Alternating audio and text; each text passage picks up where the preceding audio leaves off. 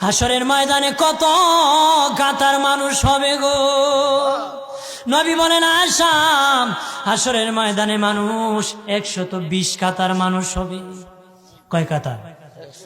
আয়েশা রে, হাসরের ময়দানে 120 কাতার মানুষ হবে।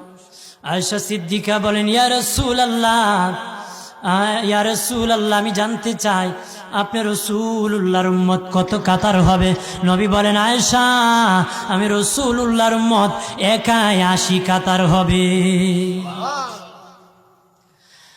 আয়েশা বললেন ইয়া রাসূলুল্লাহ, দিনের নবীজি 80 কাতার দিয়ে আপনার উম্মত হবে, আপনার উম্মতকে কেমনে আপনি চিনবেন? নবী বলেন আয়েশা রে, আমার উম্মতকে 3টা পরিচয় আমি চিনব। 1 নম্বর পরিচয়, আমার উম্মতের কপাল থেকে নূর চমকাবে, নূর চমকাবে।